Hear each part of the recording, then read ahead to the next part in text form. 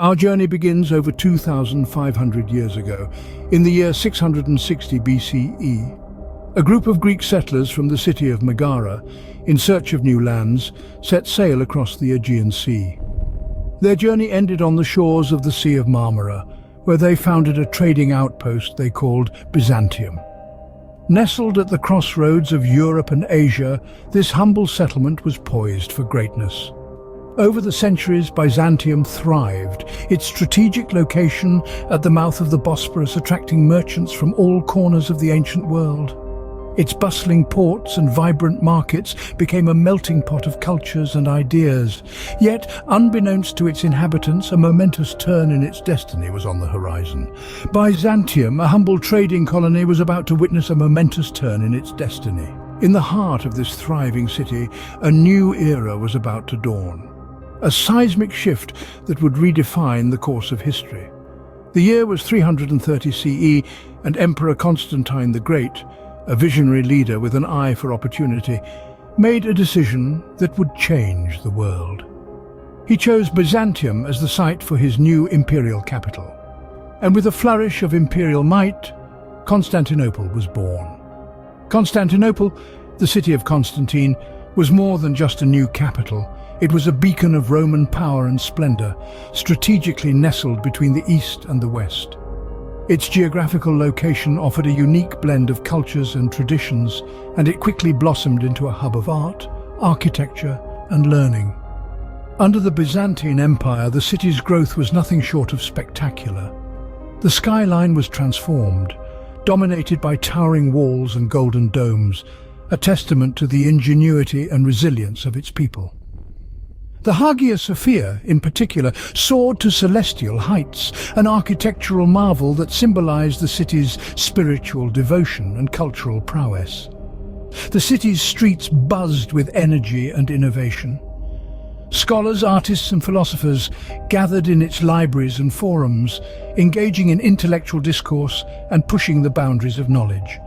Craftsmen and traders plied their trades, their wares reflecting the city's diverse influences and its status as a commercial powerhouse. Constantinople was not just a city, it was a symbol, a shining emblem of the Byzantine Empire's grandeur and sophistication. Its influence extended far beyond its walls, shaping the course of history and leaving an indelible mark on the annals of civilization. Yet even as Constantinople basked in the glow of its golden age, dark clouds were gathering on the horizon. The city, for all its glory, was not immune to the tides of fortune. Threats were looming both from within and without, and the golden age of Constantinople, however, was not destined to last. The tides of fortune are fickle, and Constantinople would soon learn this harsh truth. The dawn of the 13th century brought with it the ominous shadow of the Fourth Crusade. Aiming initially for the Holy Land, these crusaders found themselves diverted, their attention and aggression turned towards the Byzantine capital. The year 1204 witnessed a tragic spectacle as the crusaders laid siege to Constantinople. The city's once glorious streets were stained with betrayal and bloodshed. The conquest of this grand metropolis was not just a military defeat, but a cultural disaster. The Crusaders, in their fury and greed, shattered the unity of the Byzantine Empire, leading to its fragmentation. The birth of the Latin Empire of Constantinople marked a period of profound cultural and religious upheaval. The Latin occupation was a dark chapter in the city's history. Sacred spaces were desecrated, churches and monasteries fell victim to the invaders' wrath. Priceless artifacts, symbols of Byzantine heritage and identity, were either plundered or destroyed, their loss a deep wound in the heart of the Byzantine people. Yet there were those who refused to let the flame of Byzantium flicker out. Greek nobles, scholars and artisans, driven into exile by the Crusaders' onslaught, carried with them the spirit of their homeland. They scattered across the empire, keeping alive the traditions and resilience that defined Byzantium. Back in Constantinople, the Latin rule was marked by chaos and despair. Baldwin I of Flanders, crowned as the first Latin emperor of Constantinople, presided over a realm born of ambition and betrayal. The city, once a beacon of civilization, was now a shadow of its former self, its people living under the yoke of foreign rule. Yet amidst the ruins and despair, the spirit of Byzantium refused to be extinguished. The seeds of resistance were sown, and a glimmer of hope began to shine through the darkness. The stage was set for a new chapter in the history of Constantinople, a chapter marked by defiance, courage, and an unwavering resolve to reclaim their lost glory. In the face of adversity, the people of Byzantium held steadfast. As the city of Constantinople was plunged into chaos under Latin occupation, the spirit of Byzantium smoldered like a flame that refused to be extinguished. In the aftermath of the Fourth Crusade, Byzantine nobles, scholars and artisans found themselves exiled from their home. Yet even as they scattered across the empire, they carried with them the indomitable spirit of Byzantium, a beacon of hope in the face of despair.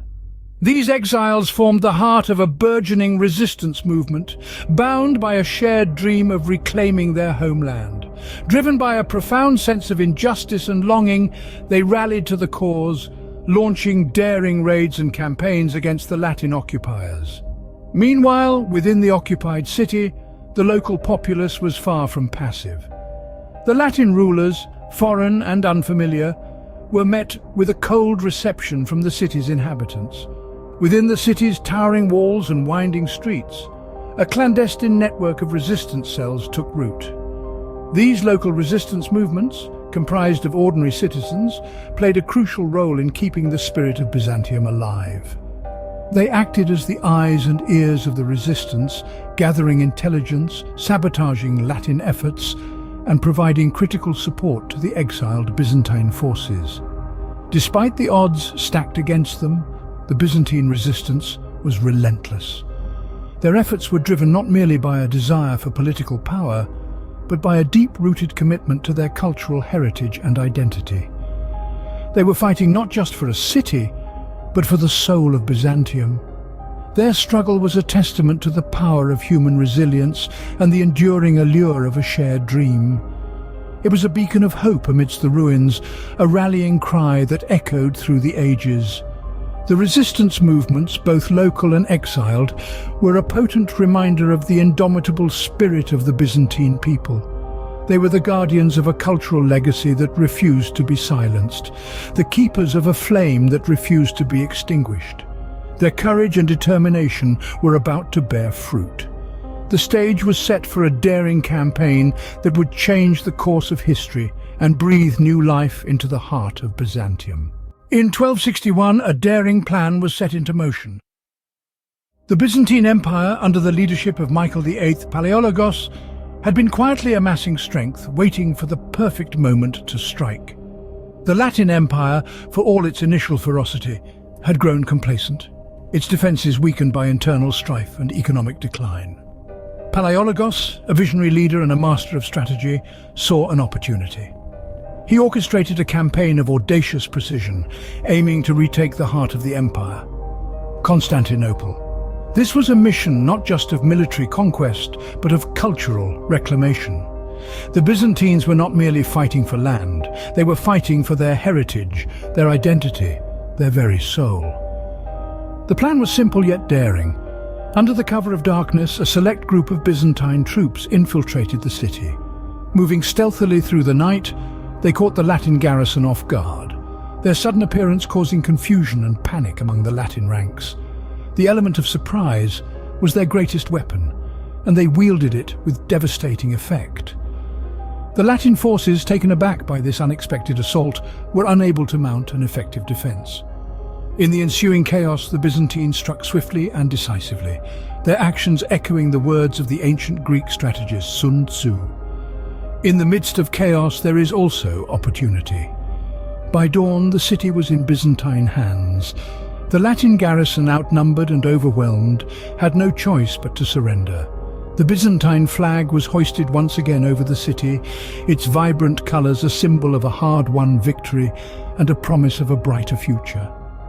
The restoration of Byzantine rule marked a new chapter in the history of Constantinople. It was a testament to the indomitable spirit of its people, a shining beacon of resilience in the face of adversity. Yet it was only a brief respite in the turbulent saga of this ancient city, a saga that would continue to unfold in the centuries to come, shaping the destiny of Istanbul and leaving an indelible mark on the tapestry of world history.